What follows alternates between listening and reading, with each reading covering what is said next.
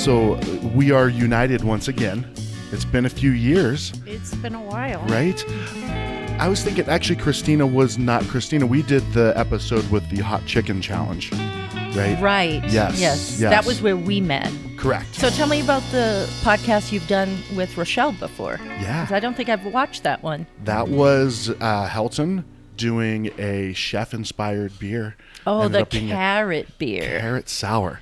Yes. And it was all the chefs that had been on Chopped. Yes. I think that was it. All of us were? Yeah. Yes, Yeah. I think all. Like yeah. Ashley Goddard, Yeah. Jeff Krause. I think that was like 5 or Nick 6 chefs. De La Rosa. Yeah. Evo now. Adam Allison. Yeah. So that's where we met. So Rochelle was partially responsible for that carrot sour beer. Whether you guys liked it or not, Rochelle was a big piece of I loved it. I thought it was fantastic. I think it was a big hit.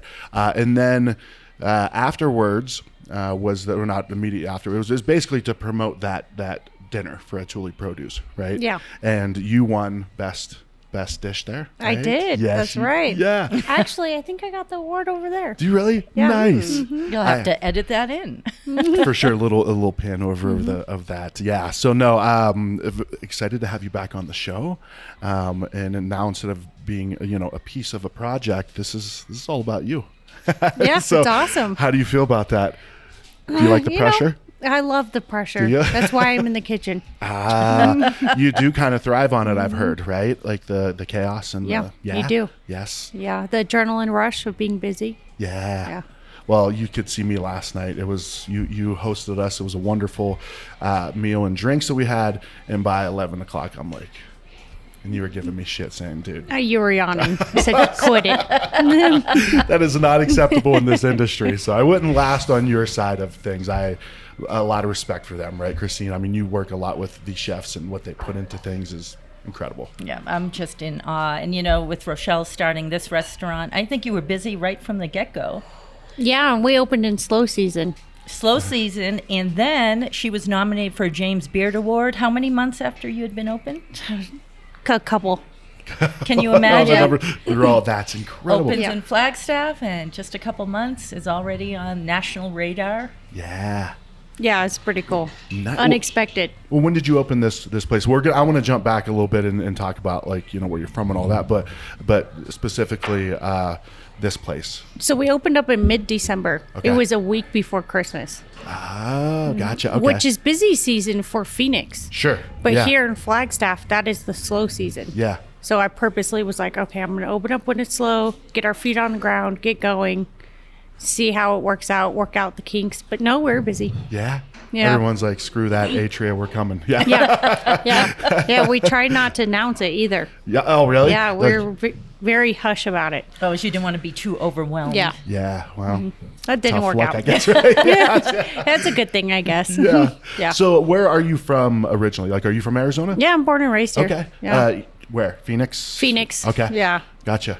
Yeah, I started cooking when I was 15 in Phoenix at Arrowhead Country Club, right off the 101 75th Avenue. Arrowhead. Okay. One of our best friends that's kind of over in the Glendale area. Yeah, Is that like- right? yeah. He always Glendale, talks Peoria. about Arrowhead Grill or whatever. Yeah. Yeah. They always, it was like stuff of legends. He always talks about. I'm like, well, dude, we should go sometime. Yeah. So that's where you started. That's where I started. Wow. When I that's was really 15. Cool. Okay. Yeah. Knowing, like, you knew at that point, like, you wanted to do this. Yep. Wow. Did It's you like, know before why? then? Not really, No? no. Okay. No, I started working at the country club when I was 14. I lied about my age. And Seems common in the restaurant industry, I think. Yeah, I've heard quite a few chefs say that. It's just the thing we do, I Yeah. guess. And then I kept walking over to the kitchen because I was making smoothies and folding towels, checking people in at the kind of like the fitness area. Yeah. And the guys in the kitchen always seemed like they had a really fun time. Yeah. Like just the way they interacted with each other was like family back Yeah. there. I like the way they talked to each other. Yeah. They didn't care about what they said. Yeah. It wasn't You let like me the- fold your towel, sir. Yeah. It was more like, shut up, get back to work. Yeah. And I was like, man, I want to work in an atmosphere like that. Just the teamwork. Yeah. And so I walked over there and said, hey, can I work in the kitchen? And they're like, well, we don't usually switch departments like that. But do you cook at home? I was like, no, not really. I'm like, oh, do you have knife skills? I was like, no, I don't. I'm like, just have a wanna chef do coat. it. I'm like, why would I have a chef coat? I'm checking none of the boxes Right. that you're going to ask me. Yeah. Right, and they're like, okay, well, we like your honesty. So, yeah, you can start tomorrow. Nice. And I was like, all right. Just because you asked. Yeah. Yeah. And so I've been in the kitchen since then. Wow. Yeah, it's pretty crazy. That is. And since then, I've known I wanted to be in the kitchen. Yeah. I think about it, I'm like, what other talents do I have? What else what would I do? If I wasn't cooking, I have no idea. No. No, I'm like, I honestly have no idea what I do. No, I feel like anything she set her mind to, she would excel at. Sure. You seem like a very determined person, for Thanks. sure. Yeah, I am. Were you an athlete? Like, were you competitive? Yeah. Like, were you Very. like, With were you every the single emotional thing I heart do. of the? I can see you. If I yell don't and- win, I'm mad. Yeah. I'm mad. Mhm. Yeah, I was.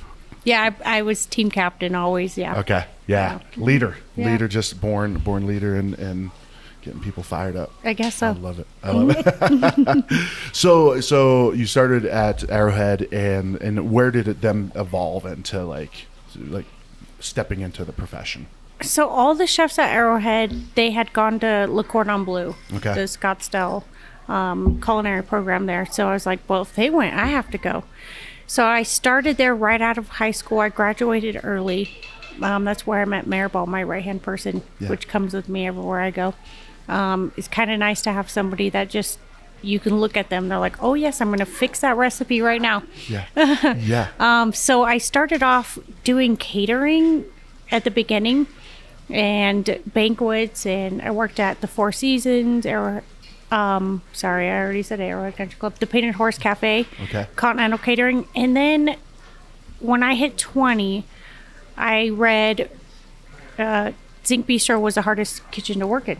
Okay. And I was like, okay, well, I need to go stage there. So I actually staged on my birthday when I turned 20. Wait, you what? Stage. So it's when you go in, you work for free, and they see if they like you. Ah, To like a hire you. Spelled probationary period. S-T-A-G-E, so it's the French pronunciation. So if you see like in an article of chef staged at some Yeah. place, it's to get Interesting. experience. Okay. So I did that, and I just remember them saying, she's not going to hack it. Females don't hack it here. And there was You a can, bunch now of that you bigger know guys. Rochelle, can you imagine? She was like, "Oh, really?" I think that yeah. really set me off. I was like, yeah, well, I'm going to be working here, and I'm going to move up all the way. Yeah. And that's what I did. This is at Zinc. Yeah. Okay. I Why think- was it? What was it about? Like, what was it about? It was so hard. The guys in there were so talented. Okay. And they were all over like 6'4". Okay. Height-wise. Yeah. And so I was definitely intimidated, and I like that feeling. Okay. It just makes me want to work harder. And I mean, those chefs, Adam Shop, Jeremy McMillan, they all either own their own restaurants in New York or working for Michelin-starred restaurants. So I got to learn from some great people starting Yeah. off. By the time I was 24, I was running Zinc Bistro. I know. That's That's incredible. just amazing. Yeah. And were you first exposed to Rochelle's food? Actually, L'Auberge in Sedona. Okay. Okay. And that was Yeah. a little bit later in the evolution. After 8 years of Zinc Bistro, I was like, okay, well, I think I've learned everything I could here. It's time for me to move on. Yeah. L'Auberge kept calling me saying, hey, we need your help. We need your help. So finally I was like, all right, I'm going to go help. What is L'Auberge? L'Auberge de Sedona is the resort in Sedona. Okay. It's right on Oak Creek Canyon. It's really beautiful. It's yeah. probably one of the most beautiful Arizona resorts, I think. Okay. Yeah. Okay. Yeah, it's gorgeous. Yeah. I mean, the canvas of just cooking and serving on the Oak Creek like that is spectacular. You literally hear the sound of the water wherever Yeah. you walk around Oh, there. Yeah. that's incredible. Yeah, I'd walk Yeah. outside and be like, this is my office. Yeah. Can't beat this. Yeah. So you went from Zinc to L'Auberge. Yeah. Okay. Okay. So I got hired on as chef de cuisine, and after about 2 months, I became the executive chef there. And then I rebranded, renamed, redesigned their kitchen, which is Cress and Etch now. Okay. It was just L'Auberge Restaurant. And then the veranda at L'Auberge, which was the bar. And I think you were the chef that introduced me to foraging. Yeah. We had like a foraging class, and so I actually met Rochelle when she was giving the class and explaining. It was a bunch of journalists. Okay. And she went through all like spruce tips and Yeah. where she picked them along the creek. It was So fascinating. you did a lot of foraging along the creek Yes. for L'Auberge. And that's how cress came up Okay. as a name, because cress was the first thing I foraged for in northern Arizona. Okay. And it's kind of a staple item that stayed on the menu yearly. Okay. So what I- exactly is cress? It's like creek cress. It's like watercress. Okay. It's kind of like almost like a texture of like a like- radish, a little. Like, am I thinking of the right It's thing? kind of small. It's like a leaf. It's Okay. peppery leaf. Okay. Okay. Kind of like, I guess, an arugula has that peppery flavor, and it's Gotcha. a leaf. Okay. It's like this, but a little bit hardier. Okay. Okay. I'm probably thinking. Yeah. I know what you're talking about. Yep. Mm-hmm. But that was a thing that was a big piece of the menu all the time. Yes. Yeah. Okay. And I wanted to represent like the locality, so that's why I named Crest the restaurant Crest. Okay. Yeah. Yeah. Well, so how was the, because foraging really intrigues me. Like I told Tamara Stanger when she moved to Utah, I'm like, you literally changed my life. Like, because I was all about beer and great, that's a great thing. But she opened my eyes to a whole nother level of food, of like what food can be. And just, I like that rugged stuff. So was that something was always part of your repertoire of Not really, no. So it was No. new to you once you were in Sedona. Yes. Okay. Because, I mean, growing up in Phoenix, how many are you going to forage prickly pears? Right. Yeah. Right. Like Not I many didn't, options. I didn't really think about it then. So I lived in Flagstaff and worked in Sedona. So I drove that canyon 89A Okay. up and down every day. And just driving it, you're like, there's wild berries. There's so many things growing. Like, why? I need to get out of my car and go Yeah. look. Yeah. So I eventually just started looking, and then I had this guy who did pretty much gardening his whole life and became a chef. Okay. And so he knew a ton about what was growing here in northern Arizona, and he would take me out and be like, this is this is that, this is how you taste things so you know you're not getting poisoned. Yeah. They just Important. about all just about all the mushrooms and everything that was out there. And so he taught me a lot. Yeah. He moved to Colorado, opened up his own restaurant, but it was nice. It was like perfect timing for me. Yeah. Yeah. That's really cool. Yeah. So, and have you kept that kind of? I mean, because I know Flagstaff is very much that culture as well. Have you brought that to Atria? So I have, but I have someone that does it for me now. Nice. Hey, Yeah. you know, hey, yes. Nothing wrong with that. I'm No. getting ready to open up 3 more restaurants. Are you really? I can't. Wow, I dang. can't be out there. That's right. Frolicking along. As much as you'd No like to more be, frolicking. I right? actually would, you know. Yes. Yeah. Well, I think there's also a drink here that is going to be coming on the next menu that has juniper in it and has some fantastic ingredients. So Yeah, and that just grows wild out here. Yeah. Yeah. So, your first experience with her food you was said, at it? Cress. At Cress, yeah. Yeah. And do you And then remember? the next was actually, I remember the whole, and we had a tasting menu, but I just remember, and you're such a good teacher when you speak too. You know, she really got us so interested, and I remember you held them out so we could all smell them, you know, to make sure that we knew why she used them in yeah. food, and it was just a beautiful setting. That's good. And then the next time I was there, now I had become friends with her, and we kept in touch, and then she went to Fat Ox, and that's where I spent a lot of time there. Yeah. Which is, so that was the next step from L'Auberge to Fat Ox. Yeah, because I mean, so Matt Carter owns those restaurants, and he was the head chef owner. L'Auberge too? No, Oh, okay. of all of them besides L'Auberge. So Zinc Okay. Bistro, The Mission, Fat Ox. We opened up a 905, which is Asian. So while I was with him, I got to practice and learn about all these cuisines. Yeah. So I guess that's why I ended up being at Zinc for so long, because we were always opening up a restaurant. And Okay. I was always dabbling in different types of cuisines all around the world. Yeah. And all of them except for Italian. So I went through the Latin, I went through the Asian, you know, I went through the French with Zinc, and then American when I was at L'Auberge. So I was like, well, I haven't done Italian. Yeah. I've been at L'Auberge long enough. I did what I could to the place. I guess I'll go do Italian now. Yeah. Casually. Yeah. Why not? I'll just learn a whole new culture Yeah. and cuisine. Yeah. So yeah, that's what I did. Wow. So, okay, so you've experienced these different food cultures and all these different types of cuisine. Are there ones that you kind of gear towards? Because I know, right, you have a menu and you have to kind of keep things pretty, on track for whatever the brand is, right? Right. But if you could just cook whatever you wanted all of the time, is there a certain... I think American food. So I love French techniques. Okay. I will always use French techniques. I think it's crucial to the food industry, those type of techniques. I mean, that's how we started. We're talking techniques that you don't change. Okay. I Like love the foundation. Yes, I Yeah. love French food, except for it's a little heavier for me. So I like the American lighting. It's a lighter approach to the French techniques. Okay. So I would definitely say, if I had to have a restaurant, it would be that. It would be American food with classic French techniques. Boom, you heard it here first. Yeah. So I don't know if that's one of the 3 that are opening soon, but I mean, this is American right here. Yeah, no, this Yeah, is with such fantastic. finesse. We've Yeah. I've had 2 tasting menus here now, and it's Yeah. just incredible. The technique, the attention to detail, everything's just has so much finesse Yeah. to it, but it's also very approachable. Yeah. And obviously, this is why they've hit the ground running here. Yes. Yeah. Well.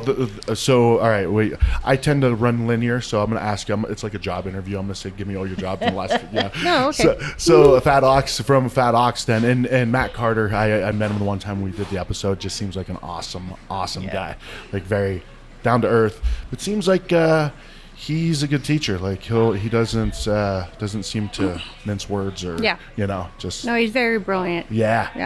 And He's very smart. and I if- mean, he could do anything he wants. If he Yeah. said, I don't want to cook, he can go do something. Doesn't Really? matter. Yeah. Yeah, He's that yeah. kind He's of just guy. talented. Yeah. Yeah. Nice. Yeah. So it's nice to work with him for that long. So how does Atria come into the picture? So prior to COVID, my partners had been approaching me quite often, trying to get me to open up this restaurant. And I was very hesitant because I wasn't sure if I wanted to go back to Flagstaff or not. Okay. Because you had spent time in Flagstaff before, Yes. right? And I love Flagstaff, don't get me wrong, but the scene here is way different. So Sure. for me to open up a restaurant here, I was a little scared.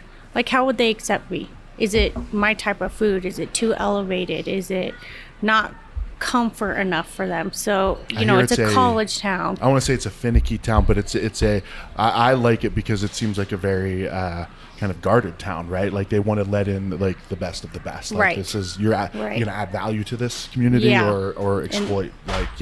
So I love that. They're judging you hard. Yeah. Yeah. Right. But I Biggest think you're critics. up to the task. Right. Yeah. So She's well, proven. Yes. Yeah. Well, so what do you mean you spent time in Flagstaff before? Were you a chef up here? So when I was a chef at L'Auberge, I lived in Flagstaff. Oh, gotcha. Yeah.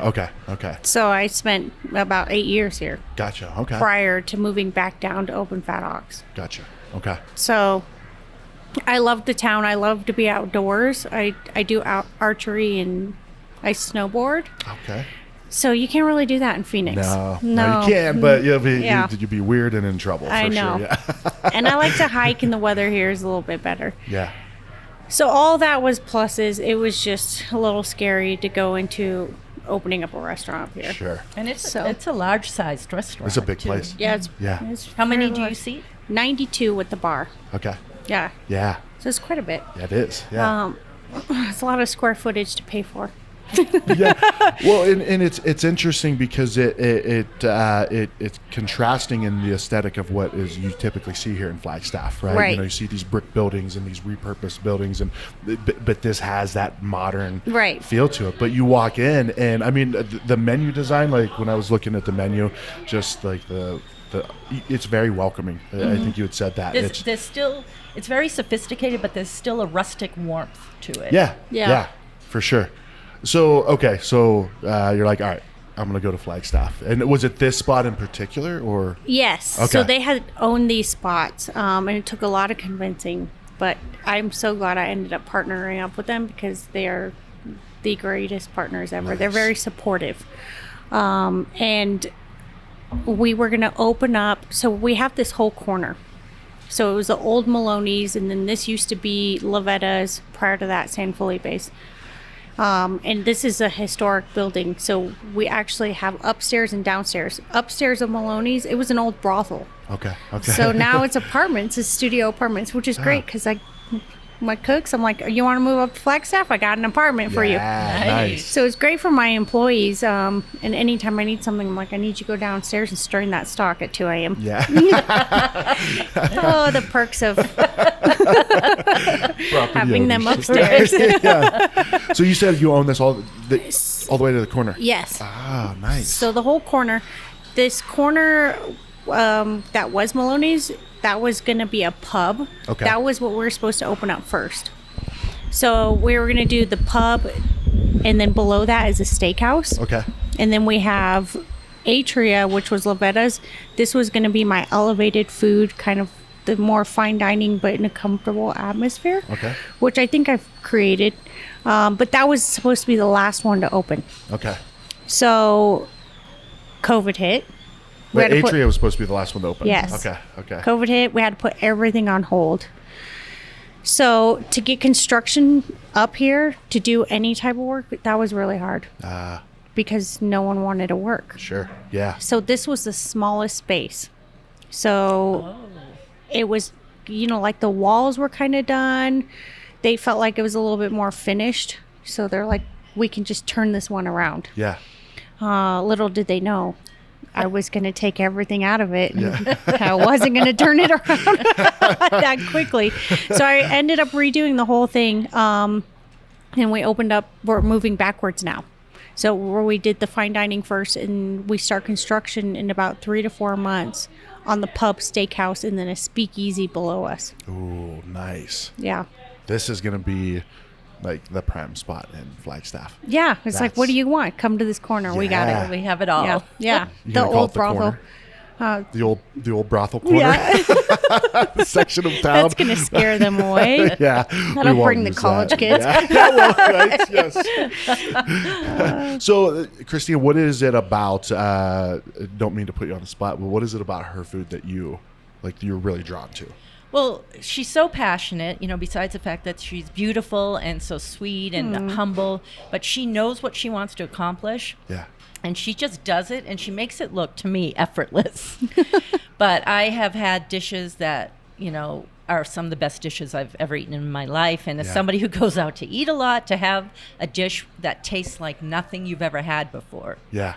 It's like such a gift. And I just feel lucky to eat Aww. her food. And, and now to see all the different projects she has in mind, I can't, what is Rochelle Speakeasy going to be like? I've been to some, but what is she going to bring to it? So I'm very excited. Wait. And I love her team. She's, as she mentioned, Maribel, who was at L'Auberge, so we met at the same time. But she has the same team that she's surrounded by, and they're equally as passionate and creative. So it's pretty amazing. Yeah, I do. I'm really I Chop Smith. Yeah. He drives we up love here. him. He lives in Phoenix. His He name's drives. Chop Smith? Yeah. That's a great I call him name. the pasta whisperer. He's the pasta master of Arizona, that's for sure. Okay. So he does my pasta program, and I've been partnered up with him for a long time. And he just drove up this morning. He's going to do some pastas, and he drive back down tomorrow. He's just amazing. He's getting ready to open up his own bar in downtown Scottsdale. Wow. And the only negative is before COVID, they were going to open by us. Oh, really? Yeah, at the that new where it's going to Pleasant Valley. Where's that going to be? They're going to do like a DC ranch, but at Pleasant Valley. Oh, but really? yeah, Nice. Scott and Chops were going to open, and I had clocked it 7 minutes from my house. Oh, She was man. already Yeah, mapping but it now out. they're in Old Town, 45 minutes. Darn it. Boo, Yeah, Chop. I know. But good for them. I love them Yeah. both. Yeah. His partner and Chops. No, it's going to be great. I'll be opening up that bar with him. So, Okay. Nice. yeah. What about a brewery? Rochelle Brewery? Oh, I love man. beer, so, right? I mean, If only I love beers. You don't like I love flavor. Okay. Okay. Oh, wait. Hold on. I love those smoothie style beers. Okay, smoothie sours or smoothie like The stouts or like No, I don't know. Okay. Like I said, I don't like beer. But if Smoothie it has styles. like those thick smoothie. sure. Texture, kind of, Yeah. so probably Yeah. porters and stouts. And, Oh, I Well, don't- they've been making Like dark milkshake beers? IPAs and smoothie sours and like you pour them out of the can and like that doesn't even look like beer. It doesn't. Yeah, I could drink Yeah. those. Mhm. All right. I Well, could do no a sour. brewery in the future for yeah. Oh man, I wouldn't mind opening up a brewery. I just have some hard alcohol there. That's for me. right. That's right. Make a seltzer for yourself. Yes. Yeah. yeah, Another- speaking of that, are you going to have clarified drinks in your speakeasy? You better believe it. What is a clarified drink? It's a clarified milk punch. That's I try to do a new one every week. Okay. Clarified That milk is punch? definitely what Yes, you. I think you had a mulberry one last night. Is that what that was? Yep, sure Luke was real excited about that. He's the a smile little too on his face. excited. Yeah, so it's a clarified milk punch. So you clarify it with some type of acid. Okay. In this case, I've been using fresh citrus juice. Okay. With that, a little bit of milk, and it forms a raft. You let it sit either overnight or like in a freezer for 4 hours, and then that raft just kind of sinks down and clarifies the whole drink and softens it Okay. in a way like the alcohol. And the texture, it has like a nice viscosity, a little thick like milk, but it's unlike any other drink you'll get. It was fantastic. So even though it's yeah. made with milk, which is opaque because of the process, which is a lot of work, it's a clear. It ends up being a clear Yeah. cocktail. Yeah. So it's really refined, and we got to try I think two of the ones that the cucumber Yeah. and mint and lime one, and then the mulberry, and they're both spectacular. So I'm Really good. excited to see if that's just the tip of the iceberg with the speakeasy. It What is. it's going to be things like. out. It is. It is. Yeah. What is that- a raft? You said It's kind of like, have you ever made a consomme or? I'm real inexperienced. Yeah. Well, that's a It's just kind of all the difficult. milk solids form together, Okay. and then sink to the bottom, so that creates kind of like a natural filter. Okay. Okay. I see So it what kind you're of collects. So like in a consomme, you're making a soup with all the, like let's say cloudy broth, but it attracts all the little particles, and then you remove the raft, and then you're okay. left with the clear. Gotcha. Okay. liquid. So it's like a clear, solid separation. Not necessarily solid, but like Yeah, a very distinct exactly. separation. Okay. Yeah. Man, I'm learning so much in this episode. Thank you guys. Let's just hang out here I at know. Atria all the time. I know. Starting She from did last say there's night. rooms upstairs, I right? know. I was thinking about that. I'm like, I mean, We'll you be know. sleeping with I'm my moving. cooks. Yeah. I'm staging and moving. Yes. So what is the menu here at Atria? Like, what are some of the highlights that you have? So here, I feel like Flagstaff doesn't have a lot of fish, so I wanted to bring fish into the town. Okay. And I think we bring in really, really great oysters. We do one hot, one cold. And those are definitely my favorite to start off with. I Okay. think we can all agree with Rochelle, because those were our favorites last night. Here. Yeah, yeah. And then we cook it over a pecan wood. So I love cooking over wood fire. I always have. Nice. And so I try to do a ton off that grill, but that's our only thing we cook with for all of our meats and our fish, besides the salmon. Okay. And then a lot of our vegetables. Just that natural cooking. If I Yeah. could just have a whole kitchen of just all charcoal, I would. Ooh, Yeah. And I would eat here all Yeah. the time for Yeah. sure. So I would start off with that, and then I would move into our beets, which is charcoal roasted as well. Okay. We throw it right into the charcoal, and it just brings out the natural flavors of the beet. It doesn't make it as sweet as a normal beet. It kind of gives it a little bit more savoriness from the charcoal. Okay. Interesting. Well, I think Meg, who was not a beet lover, Yeah. Meg heads the tourism board here, but Yeah. she, at our first tasting menu, had Rochelle's beets and became a convert. Oh, yeah. That's a good thing when you can Yeah. it's like beets and you're like, oh, beets. Oh yeah, I hate beets. Yeah. Try these beets. But then there's an asterisk, right? Because then they can't eat any other beets Right. after No, either, they won't right? try these beets and only Right. these beets. yes. I would definitely start off with those two, and then our mussels here. So, I love mole, Okay. and I'm always trying to figure out how to use it at home. And during COVID, I seem to always make two different moles. So I made a green mole and a red mole, and I cooked them with mussels and clams. And so here, I kept saying I want to do a mole with the mussels. And I just couldn't figure it out. And what I love about working with such a great team is that you could just bounce off ideas all day between each other and come up with a great dish. So Chops and Anthony, Anthony is one of my sous chefs here. He came from Fat Ox, and he they were going at it all night. I was like, good direction. Keep going. You guys are almost there. So they came up with.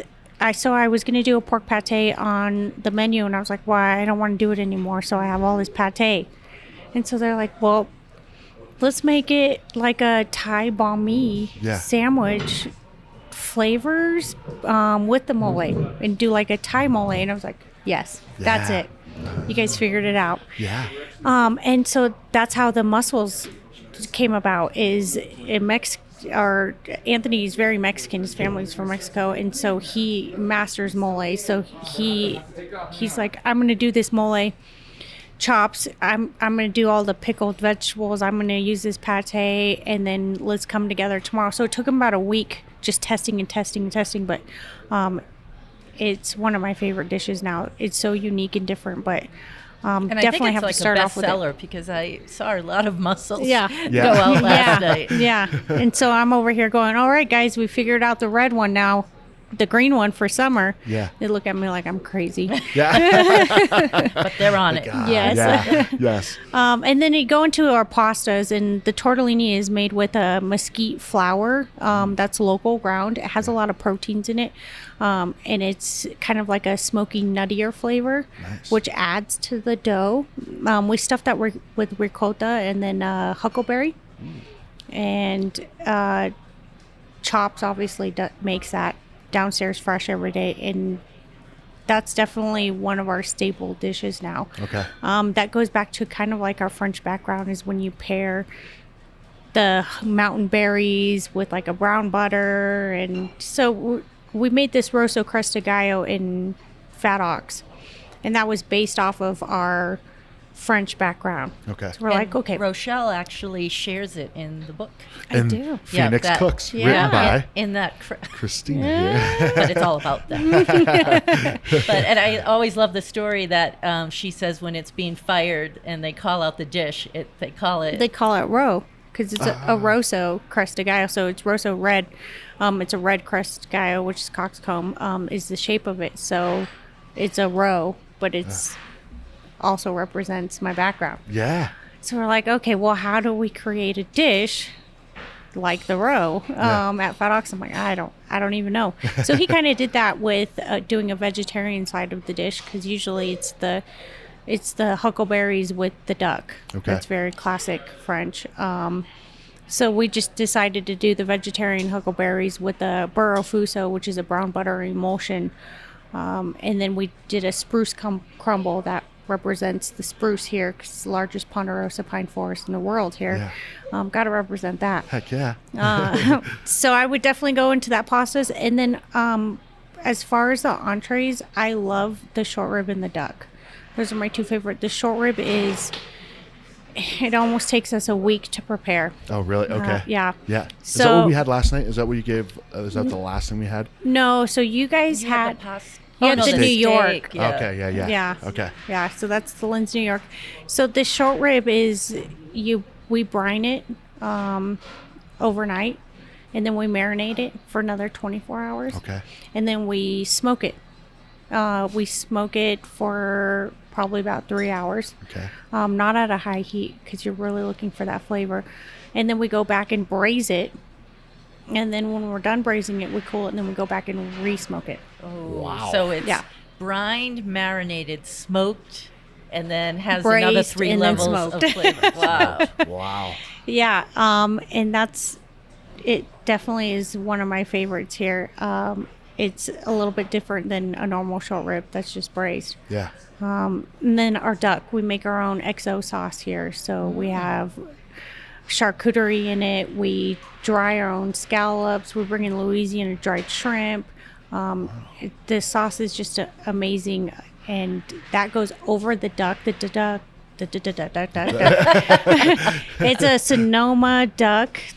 Their breasts are beautiful, and we use the leg and thigh, and we confit that and put it into our barley risotto. So that's definitely a favorite here as well. Yeah. I mean, I hate to say, oh, I missed out on those ones, but I didn't miss out because we had some incredible stuff last night. And yes. now you just have to come again. Yes. And speaking of barley risotto, I had probably one of the best vegetarian dishes I ever had last night. And that was squash. That was our squash, yeah. So we charcoal roast the squash as well. Well, we actually sous vide it in olive oil and herbs, and then we finish it on the charcoal grill. That's served with pickled squash that had been pureed, so it's kind of like an agrodolce, and then topped with pepita, a spruce crumble, and served with a barley risotto inside of it and a squash mousseline. Wow. Yes. Wow. I was trying to think of another word. Yeah. Wow. But Wow. Yeah. It's pretty good. yeah, it's definitely a must order. Even if you're a meat eater, Yeah. you would not be disappointed with that Yeah. dish. Yeah, I wasn't disappointed with anything. I mean, everything from the drinks, and you guys have quite a drink program here as well, Yes. right? Yeah. Yeah. What are some of the? Well, we had. What did I have? I had the tiki time, but Luke had the bee's knees. Yeah, Is it those the are great. Yeah. Bees knees, tiki time. Yeah. The final word. Like a take on the last Yeah, word. yeah. And I had a morning Negroni. That's Oh, one of my yeah. favorites because they put coffee in it. So that's Yes. where you get the morning. You had a morning Negroni last night when we were here at like 10 Yes. o'clock. Wow. I fit it in before the last clarified drink. Okay. Or the second round of clarified drinks. Oh, yeah. The espresso martini. I mean, you can't go wrong. Oh, yeah. No. Ernesto had that last Yeah, night. that is that's a classic Yeah. for sure. Yeah. Do people, of the customers, is it more wine drinkers or cocktail drinkers? I feel like it's a mix of both. Nice. But I do see a lot of cocktails go out. Yeah. And well, you have such a, I think, welcoming, beautiful bar. How many do you seat at the bar? It's a big bar. 20? I don't even remember. 10, 20? 12, 20, 10 40. or 12? What? I counted chairs. 2, 4, 6, 8. Keep going. Keep going. I have 8 just at the chef's counter. Oh, in the back over there. Okay, No, I I forgot know. about the shit. So you have a chef's counter back there too. Oh, yeah, tell What us is- about what that. is that? Well, because let's I've ignore heard my it's very miscounting and popular. talk about that instead. Forget about it. No, that is really cool. That was something Christina pointed out last night, was like the chef's counter. So what is, explain what that is. So right now you can eat there any point during we're open. So it's meant to be for chef's tasting only. Okay. I haven't rolled that out yet because I want people to get a chance to sit there if they want. Yeah. Come in and watch us and get to know us, which is funny because we have so many regulars already who come in and sit at the chef's counter. Yeah. And they know all of us by name. Yeah. They even give a shit back there. Yeah. They're like, Anthony, what are you doing? You need to cook faster. We're doing one thing at a time, one salt grain at a time. And it's funny. We've gotten to know these people, and they're like, so when you roll out the chef's tasting, where do I sit? Yeah. I'm not going to come in if I can't sit right here. Yeah. So they're like, it's better say my name on the chair. Yeah. But it's kind of fun for us because I get to send out a couple of things to people and see how they react, and I get to know them, and which I've never gotten the chance to do in a kitchen. Okay. 'Cause in a kitchen, Yeah. you feel like you're in a hole. Like Sure. you don't even know if it's raining out. Oh, yeah. Yeah. Yeah. Yeah. You're in the trenches, Yeah. like, literally, right? Yeah. So I'm not in a cave for once. Yeah. I'm actually out here, and I'm not a people person. Okay. I guess when I'm cooking, I feel like I should be cooking. Sure. Like people are if the chef's walking around, they're like, why is the chef walking around? I'm waiting for my food. That's right. Get Nice back to meet there. you too, but I'm hungry, man. Yeah. So that's just how I feel. And I know people don't feel that way I just can't shake that. But I think this has helped me give that like baby steps Sure. into actually communicating with the guest. Yeah. And getting out of my comfort zone of I have to stay in the kitchen. Yeah. Yeah. So it's kind of nice. It's nice to be able to see outside when you're cooking and talk to people and see their reaction and know what's going on. Yeah. Yeah. You know, usually you don't even know. Oh, the whole building sat. I had no idea. Now, can people make reservations for the chef's counter? Oh, yes, they can. I would highly recommend that because it fills up. Thursday, Friday, and Saturday, that thing is filled up. Yeah. Yeah. So when we roll out the tasting menu, that'll be special tasting menu only. And what are your I plans for create it. that? I'm going to do 8 courses, and it'll be off the menu. And I'll make it upon the reservation, depending on allergies, likes, and dislikes. So do you usually create the menu day of? I do. Nice. Yeah, that's how I like it. Yeah. Wake up, One let's for do punishment. This. I Yeah. don't know what's wrong with me. All right, guys. Let's figure out what we're doing. We have 10 minutes. That's kind of, in a way, like if you think about it, right? You could plan something. It's like my wife and I, we make plans for something, and then the day comes, it's like, I don't want to do this now, right? Right. If I would have planned it in the same mindset, right? But so if you do it the same day, you don't have a day to sleep on it, so you just have to do it. Exactly. Right? No choice. And I'm always changing. Yeah. Something Okay. that I liked yesterday, I do not like it anymore. Right. You know, it's yeah, just you could have planned it 3 weeks Yeah. ago, and now you're like, shit, I got to make this thing. 100%. Yeah. One of Yeah. the best bites I ever had was a smoked hay and sea urchin panna cotta. How far ahead did you plan that one? Day of. Oh, Day wow. of. Wait, what is it again? Say that again. I'll let the chef describe. Well, okay. I just went. I said I want some organic hay that I can use, and I burnt the hay in a fire, and then added it to a cream, and I made a panna cotta out of it. What is a panna cotta? It's kind of like a Custard. yeah. Okay. It's like but I did a savory, kind of like the texture is almost like a pudding. Okay. So it's creamy consistency, not too thick, and I did it with an oyster. Oh, yeah. So oyster that's and smoked hay, and then I covered that with caviar. So yeah, like the salty, Again, like an appropriate salinity. reaction, everyone.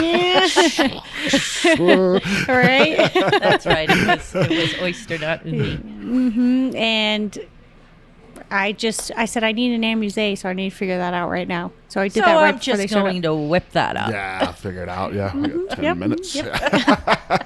That sounds about right. I was like, are these set up? And it was such a beautiful present. Well, you can see presentation is very key here, from your dishes to, we had things on pine cones and river rocks. Yeah. Oh, yes. Yes. And the egg. The egg. Oh, yes. That You have an blew me amazing away. pastry chef here, too. I really do. Alicia does a great job. I'm thankful to have her, which is funny because I didn't have a pastry chef when I opened this place. I was the pastry chef. Okay. Yeah. And me and pastries, I like to do them. I can do them, but I don't want to do them. Yeah. You have to measure things and you can't eyeball it. And usually I'm like, oh, a little this, a little that. And I'm like, oh, I don't know why it didn't come out. So one of my guys, Max, who knows everybody that comes into this restaurant, him and his mom, they might as well be the mayor of Flagstaff. But he came in, he started with us from day one, and he was the chef at Indian Gardens. So I was Sedona? Yes. Oh, nice. Okay. So I was lucky to snag him. And he's just snickering at me, and I'm like, what are you laughing at? And I'm making pastries, and I'm mad because I'm about to open up a restaurant. I'm supposed to be the head chef, and I'm over here making pastries. And he's like, well, my wife's a pastry chef. And I was like, very funny. Yeah, real funny stuff here. It's been 2 weeks of me complaining. He's like, but she's been burnt out. All the chefs she's worked with kind of burnt her out a little bit. And she likes to learn, and she felt like she was left alone. And I said, bring her in. And I kept saying it. Finally, she came in one day, and I was trying to bust out all the recipes. And then she came in and just started doing them. I'm like, you're hired. Can you work? She's like, well, I don't want to work in this industry. I'm like, you're working in this industry. No choice. Yeah, and she was cleaning houses for Airbnb, and eventually, like after a week or two, she's like, so I cut my hours back, And then now she's like, well, I can work full-time now. She's with me full-time. She loves it. And she's changed the menu. And what she puts out is amazing. So I got really lucky. Nice. Can we talk about the egg we had last Oh my night? gosh, Okay. that was yeah. So she looks at me. She goes, I want to do a feature. Yeah, whatever you want. She proved herself. Yeah. Whatever you want. She's like, well, I'm thinking about doing this yes. You should do that. So her and I go back and forth on the internet constantly, like the Instagram pictures. We send each other pictures of whatever topic we're on. It could be till like 2:00 in the morning. Yeah. So finally, we're sending egg pictures, and she sent me an egg picture, but it looked just like an egg. It had the egg yolk center when you broke it open, and it looked like almost like a soft-boiled egg. And I said, okay, we need to do this. Now I'm interested. Let's figure this out. Yeah. And so we did, the center for the egg yolk was an apricot jam. Okay. And then the outside of that, the white part was a smoked hay cheesecake. And then to cover that for the shell, we did a dulce shell, which is kind of like a caramel chocolate. It's a special chocolate that's called dulce, but it's amazing, as you can taste I it. Can attest We for can that. attest to it, Oh, man. It's like buttery, kind of has like that butterscotch kind of flavor, and caramel. It's just something you have to try Yeah. at least once. And then it has a little bit of coconut to harden the shell to make it crack the way it does. Yeah. And I even love just how it's speckled on the outside. Yeah. So it looks so Yeah. real. Yeah. And then you did a good job of cracking it last night. I do a good job at things sometimes. Yeah. Sure But did. it's served on a bed of hay. Yeah. Right. And it's And just, a crumble, too. You had like Oh, that crumble, yeah. crumble. Was Yeah, it graham? so it's a rye graham crust. So that represents the cheesecake at the bottom of the cheesecake part. Yeah. Yeah, a rye crumble. And then she served it on the hay because, if you're cooking with the hay, you want to serve it on the hay. Heck yeah. If Yeah. you got hay, right? I mean, you eat with your eyes first. That's right. Yeah, so now you know there's hay in it, even if you forgot. I'm in. Mm-hmm. I'm in. Yes. Yeah. So she takes a paintbrush, she dips it in the chocolate, and she flickers the paintbrush, and that's how she gets the speckles. Ah. Yeah, it makes a huge mess, but it's worth it. It's totally worth it. Look what's going on over there, Picasso. So, I mean, this place is incredible, Rochelle. This is great. The handful of times I've met you, you're awesome. Your drive is infectious. Like, you can tell that you're driven. You're driven to do some great things. Well, thank you. Yeah, yeah. And so far, so good, Christina, right? Yeah, I can't wait. So we have, a speakeasy and a pub coming up. And a steakhouse. And a steakhouse. That's All right. on the... I'm about to show you guys. The Rochelle corner. The Rochelle corner. That's Yeah. better than when we came up earlier. With the brothel corner. Oh, come on. Rochelle's brothel Ah, corner. boom, man. there it is. That's I it right still have there. to think of a name, so. Yeah. All right. I'll throw a few names in the bucket there. So, right. so well, cool. Anything else you want to share? I mean, you got an awesome team back there. Give them shout outs. Anything else on the horizons that you want to share with us? I don't know. Just keep watching. Yeah. Yep. All right. All You right. never Visiting know. Flagstaff. Yeah. And I said it tonight, but this is destination worthy. This is For sure. worth the, it's not that bad, 2-hour drive Yeah. from Phoenix just to come here and dine. And somebody was telling me yesterday there's 200 restaurants in Flagstaff and 150 hotels. So there's plenty of places to There stay is. up Yeah. here because of the Route 66 history, I think. Yeah. That's right. But honestly, you will not be disappointed if you come up here just for dinner. You'll probably come back the next night. Yeah. Yeah. For sure. Get the egg. Get the egg. Get the That's- yeah. Oh, the egg Oysters, special. And the oysters and the duck, scallop. And the scallops. Oh, Don't forget that scallop stuffed yeah. squash blossom. Oh, We'll yeah. save that for another time. Oh, man. it Those all. aren't even on the menu, so you got to let me know. That's the secret tasting. menu. That's the Okay. secret menu. Ah, that's true. Yes. That's true. Okay. All right. Yeah, So- that changes constantly. And the tasting menu, if somebody called ahead nowadays, they can get that at any time. Anytime. Yeah. Yeah. And Just if they can't request do it when 8 they make the courses, we could do a reservation. 5. It's totally up to them. But they can request it when they make the reservation. I'd highly suggest the reservations now that we're going into busy season because we fill up quickly. Yeah, you don't want to be disappointed and No. not get a space here. No. No. But you can find me at Liquor Pig end of July and August. I'll be helping Chops with that menu. Okay. What is Yeah. that? What is Liquor Pig? So that'll be kind of like the bar restaurant we're opening up down there. Oh, In down. Old Town Scottsdale. The pasta. Gotcha. Okay. Chops. Yeah. Yeah. Yeah. Nice. No, I'm partnered up with him on that as well. I did not know that. Yeah. That's great. Wow, great Another stuff, Rochelle. excuse to go visit. That's Yeah. right. That's right. Put that on the list of places I got to eat. Like my list is so long right now. Got my work cut out for me, but Yeah. I'm Go up to the Arizona. challenge. Yeah. You got this. Awesome. Well, Rochelle, thank you again. Christina, thanks for always joining. And Thank you. Yeah. I mean, I wouldn't have missed this. Yeah, thank you. Well, cool. All right, we better go check on these guys back here. I'm about See to what they're take you making. underground, guys. You're You're what? about to see the yeah. before. Oh, that's right. Okay, we got to go. Peek.